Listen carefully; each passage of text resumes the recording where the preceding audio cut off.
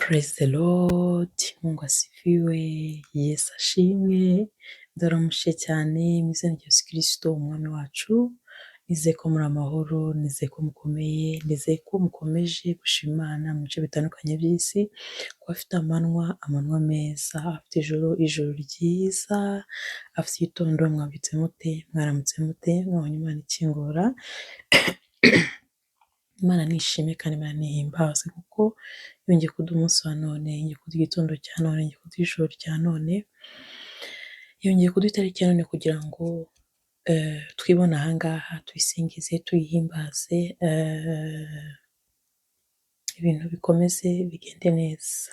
Imana ishimwe cyane, ndishimye kukubona aha ngaha umunsi wa none, ndanezerewe cyane. Imana ishimwe kandi Imana ihimbazwe. Wowe wavutse umunsi wa none, nkwifurije isabukuru nziza y'amavuko, happy birthdays, joyeux anniversaire. Imana ishimwe cyane, amen. Wowe ufite ama breakthrough agiye atandukanye, nagira ngo nkubwire ngo congratulations.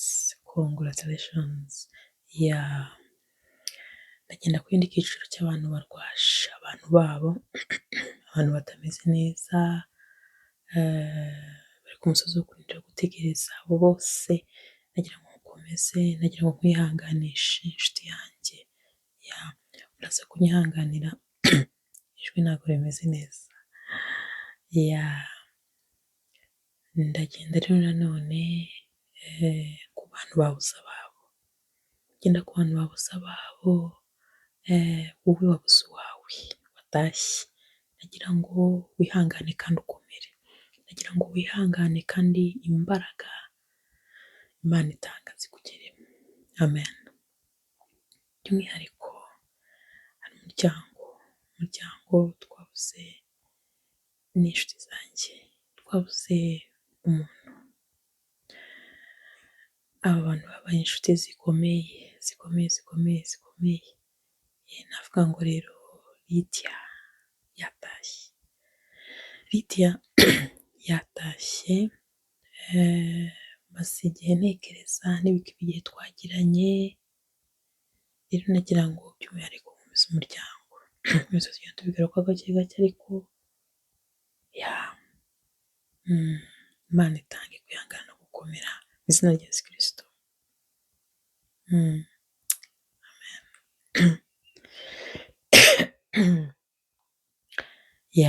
Rero reka dusenge kugira ngo tubashe kuganira. Uwiteka Mana mu izina rya Yesu Kristo, ndagushimiye cyane, gushimira urukundo rwawe, gushimira imbabazi zawe, gushimira ubuntu bwawe, gushimiye kugira neza kwawe, utwitaho umunsi ku munsi. Isaha none umunota none niwo twongeye kuza imbere ubwiza bwawe kugira ngo udushoboze, utwereke uko tugomba kwitwara, utwereke ibijya mbere, utwereke ibikwiriye, utwereke ibibereye. Mwuka wera tujya imbere, atuyobora, dushorere. Amarayika yawe aturinde mu izina rya Yesu Kristo. Ndasengera buri muntu wese uraha ibyifuzo bitandukanye, mu byo dushaka bitandukanye, reka habeho gukomezwa nawe, kabeho kugendwa nawe mu izina rya Yesu Kristo, amen. Umva ijwi ririmo rigaruka, turaganira mu izina rya Yesu Kristo. Reka dusome ijambo ry'Imana rito,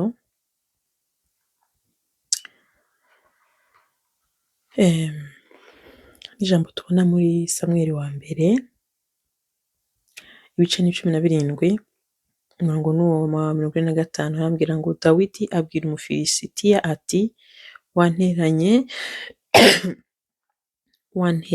inkota n'icumu n'agacumu, ariko jyewe nguteye mu izina ry'Uwiteka Nyiringabo, Imana y'ingabo za Isirayeli wasuzuguye.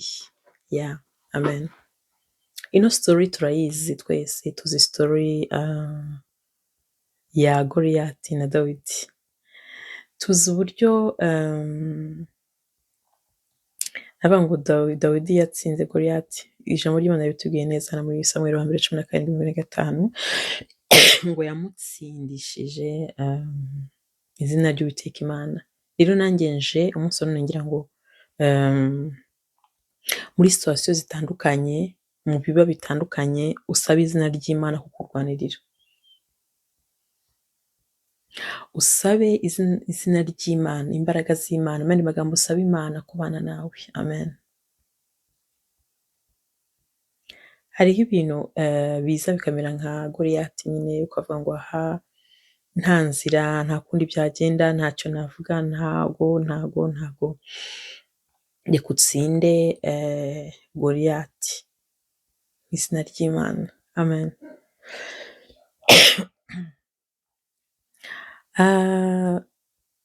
Hari ibintu maze iminsi mbona,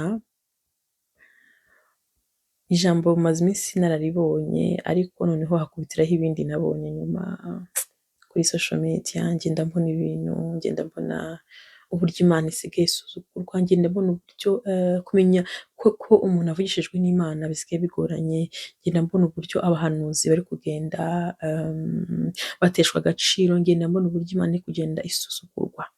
Ndavuga ngo igihe kirageze ko Imana yongera igasuka imbaraga zayo, igasuka ukuri kwayo, igasuka ubutabera bwayo, igasuka ijambo ryayo, tukongera tukayumva ko mu gihe cya Goliyati na Dawidi. Goliyati yari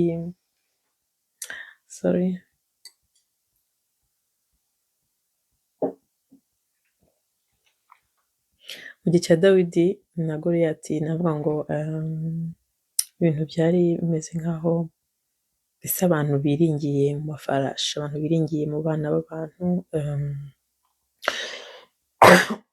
Imbaraga z'Imana zisa nk'aho ziteshejwe agaciro.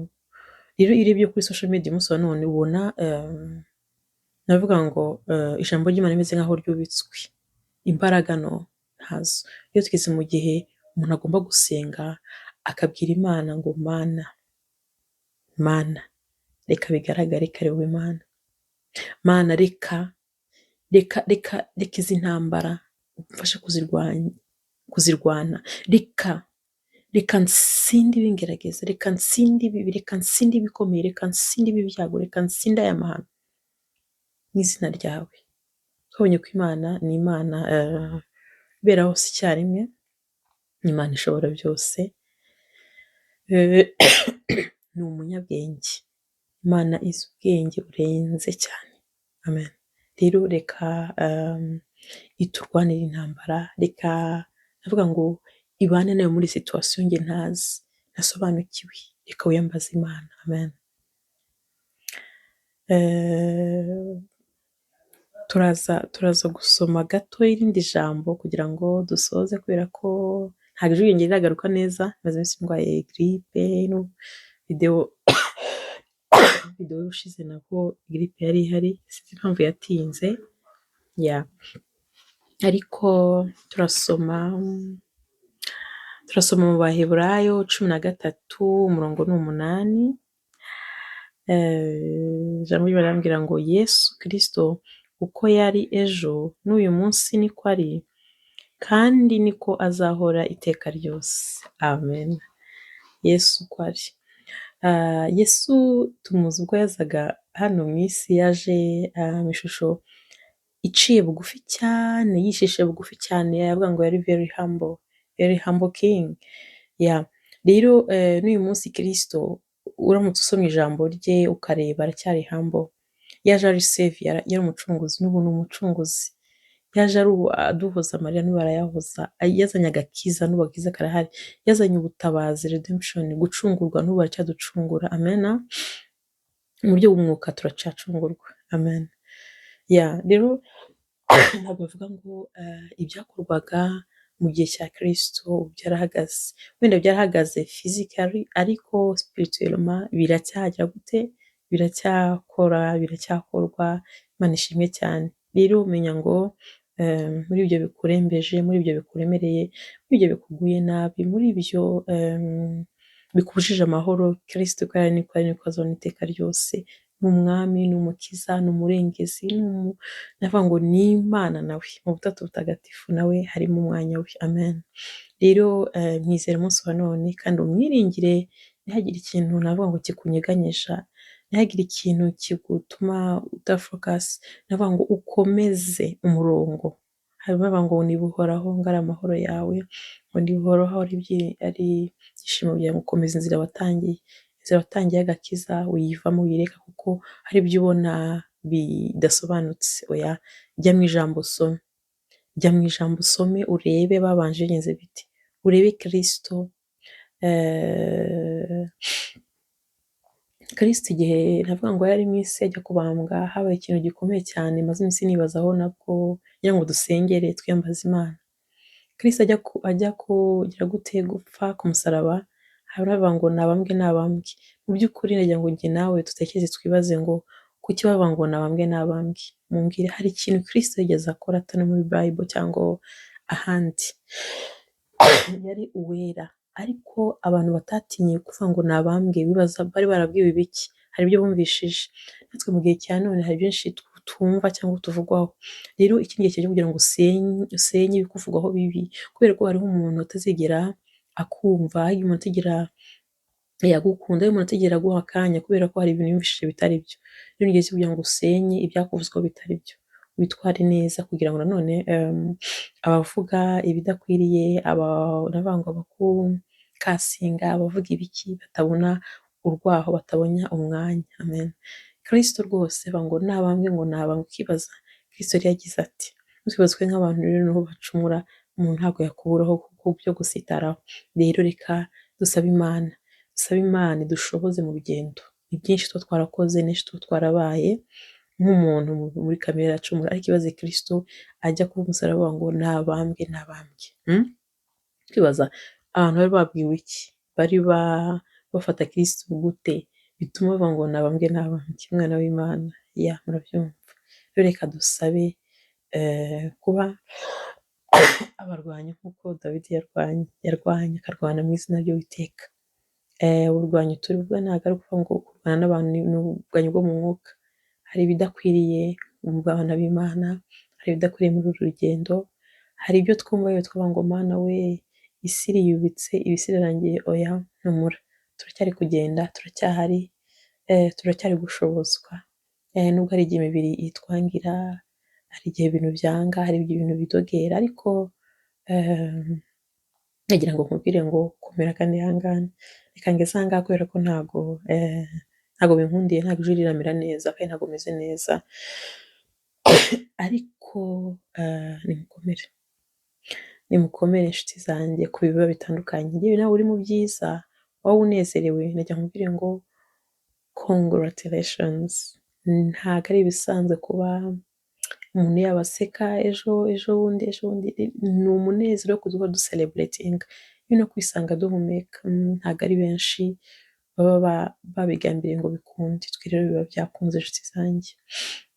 Reka rero ngeze aha, tuzongera vuba, nzabakorera indi video vuba. Mana yanjye, ndakomeza kubashimira mwe mukomera gukurikira, ndetse namwe muje hamwe ari ubwa mbere, nagira ngo mbahe ikaze, nanone mujye mukomeza muze, tugira ibihe byiza aha hantu, tugira ibihe byiza kandi Imana izakomeza kudushoboza no kutubashisha. Wowe utarakira Kristo, wowe utari umukristo, humura gusa uyu munsi niwo dufite, ejo ntabwo tuzi uko bizaba bimeze. Ushobora kuba uri mu mubiri ejo, ariko wenda kuba wavuga Kristo bitakunda, utabasha no kuvuga, wenda utazi, wenda wajya no muri koma, ntawamenya uko ibihe bigenda. Umunsi dufite ni none, kwisubiraho, kwinira, kwikontorora, tukagenda nk'abantu bafite aho bajya, igihugu twerekezamo, kugira nk'abantu batazi aho bari kujya. Reka mvuge gutyo, akenshi tuba tubizi, abaganira n'Imana, abayemera ko abahanuzi bavuga, nanone kuko Imana iravuga, rero twaraganirijwe, ariko ntawimenya. Imana ikwereka imbere, ntikwereka hagati rero hari igihe ibibazo biza. Rero tuzangere, reka buri munsi tumenye ko umuremyi wacu ashobora kugira gute, ashobora kuduhamagara, ashobora kumpamagara, ashobora guhamagara, situation zigomba guhinduka. Twinavuga ngo twigenzure umunota ku munota, tugende gake gake, pole kandi dusarundinge byose rusange. Mukomere, niyo bavuga ngo mukomere, umwanzi umutsinde mu izina rya Yesu Kristo. nk'uko Dawidi yatsinze.